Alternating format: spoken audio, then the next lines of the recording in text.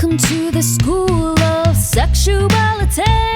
Let's talk about our values, gender equality. Everyone has a body, but no two are the same. Respect, consent. My body is my body. Respect, consent. Your body is your body. This is the school of sexuality. What is sex? Like, what is it actually?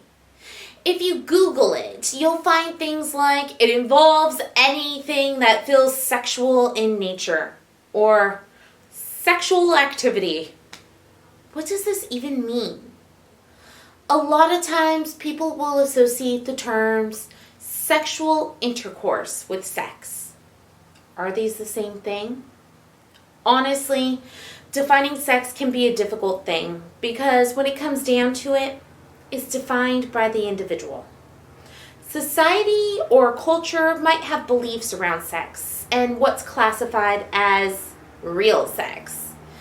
Even worse, what's allowed and what isn't. But the truth of the matter is, society tends to be a bit limited on the bigger picture in this department. Here's my definition of sex.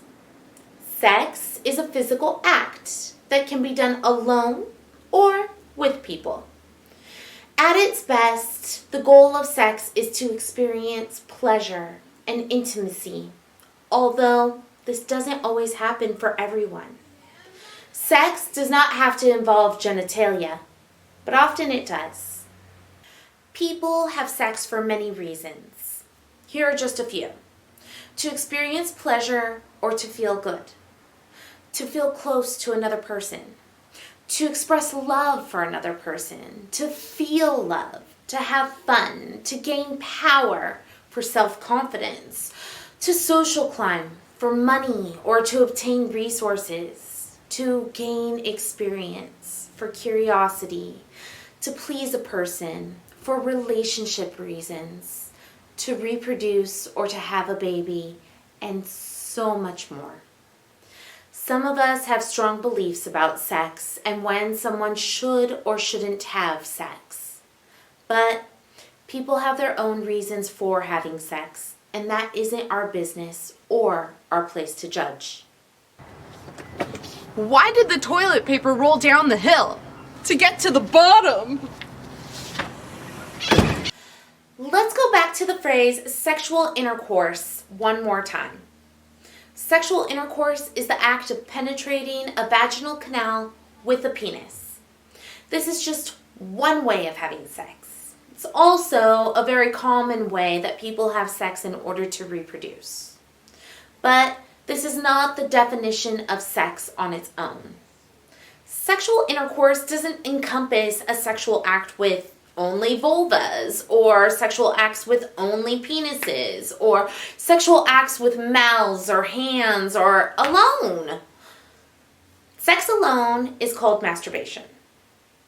All of these other acts are considered sex.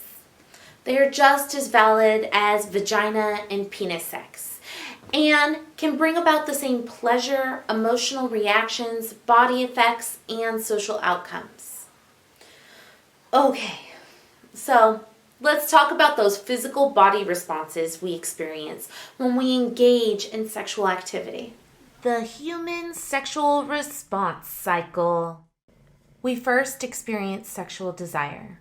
Sexual desire is an interest in and excitement about engaging in sexual activities of some kind, either by ourselves or with another person.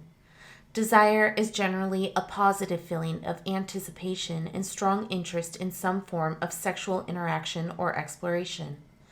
A really good way of thinking about desire is to think of hunger. Hunger is a feeling we are all familiar with, the feeling we get when we feel physical and emotional cravings for food and eating. Desire, then, is the feeling we get when we crave things like sexual stimulation, physical contact, and or sexual pleasure. Skin hunger is actually a term used to describe a feeling of desire to be touched.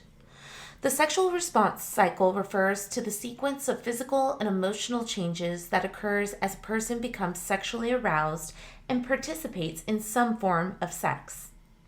It's important to note that everyone's sexual experience is different. Some may not consistently experience all of these body reactions or phases. Not only can this vary between individual persons, but can also vary in an individual between different sexual experiences. Phase 1. Desire.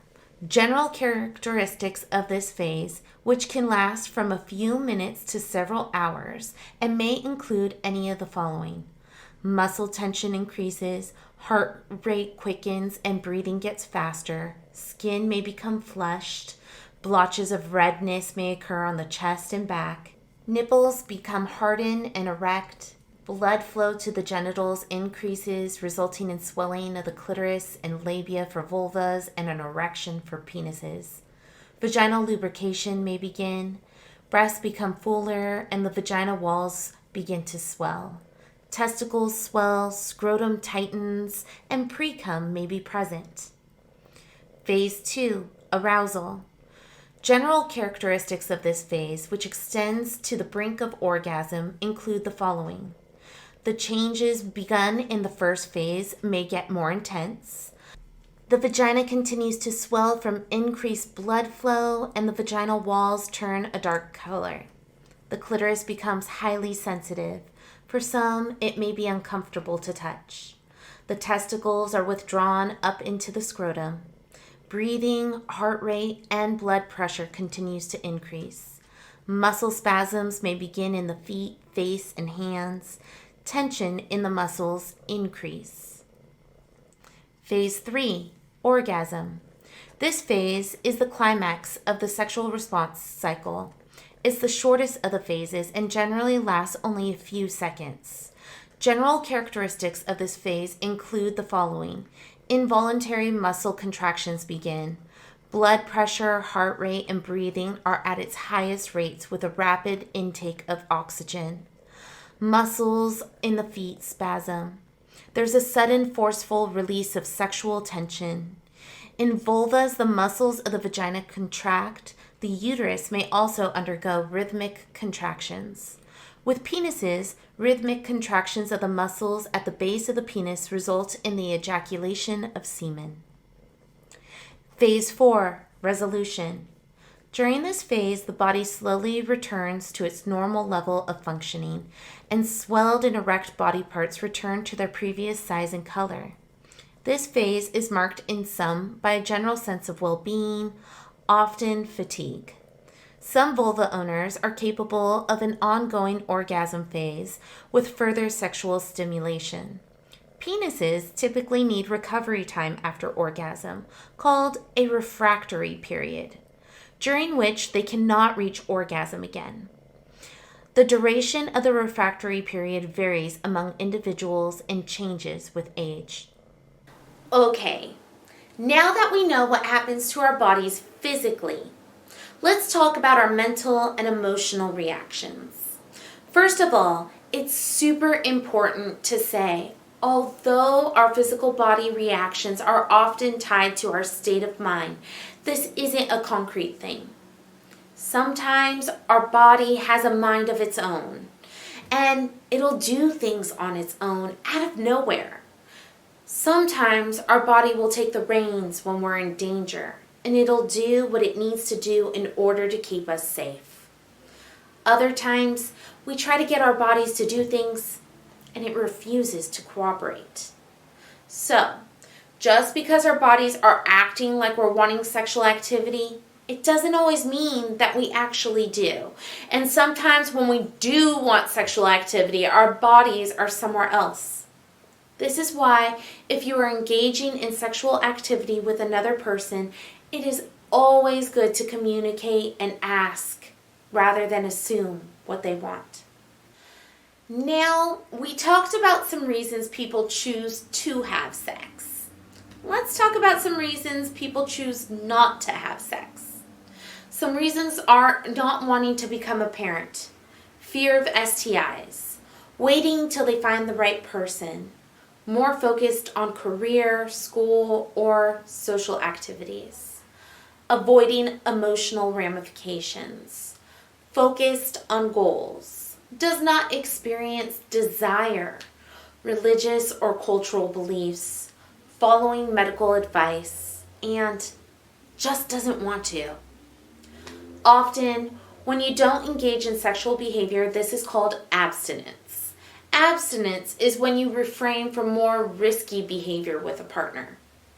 Although sex is defined by the person and could be almost anything physical, there are two acts that are much more risk-free than acts that involve skin-to-skin contact with another person. This is outer course and masturbation. Outer course is touching and rubbing on the outside of clothes. It allows a couple to be sexual, more intimate with one another without having sexual intercourse. With outer course, no semen, vaginal fluids, or blood is shared between partners. As a result, outer course protects against pregnancy and STIs. Many reasons for having sex, like affection, intimacy, love, pleasure, fun, can all be satisfied with outer course. And some of the greatest reasons for not having sex can be avoided with outer course. Masturbation is self-touch. Masturbation is actually a really great way to get to know your body, understand how it works, and get to know what you like and don't like. Although there's some rumors that masturbation can be harmful, they just aren't true.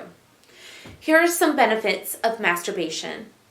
Experiencing pleasure in a safe way, getting to know your likes and your needs, better sleep, stress relief, menstrual cramp relief, and that's just to name a few. So I'm out here asking people on the sidewalk some very important sex ed questions. And my question for you is, what is it that makes a person decide to have sex for the first time? I'm gonna take two separate answers. I'm gonna say peer pressure. Peer pressure. Peer pressure. For the first time. Yes, for the first time, peer pressure definitely can come into play. Mine relates. I would say for me, it was probably wanting to grow up too fast. Wanting to grow up too fast. So what would you say a person needs to know before making that decision? Be safe. Be safe. That's it. That's Be the biggest safe. thing. There you go. Love it. Thank you very much. Thank you. Taking School of Sexualities classes could have some side effects. Side effects may include, but are not limited to, new ideas, confusion, happiness, communication skills, urges to be yourself, self-love, better friendships, new values, excitement, confidence, compassion, discernment, sympathy, tolerance, thoughtfulness, respect, and big questions. For any questions you may have, contact us immediately.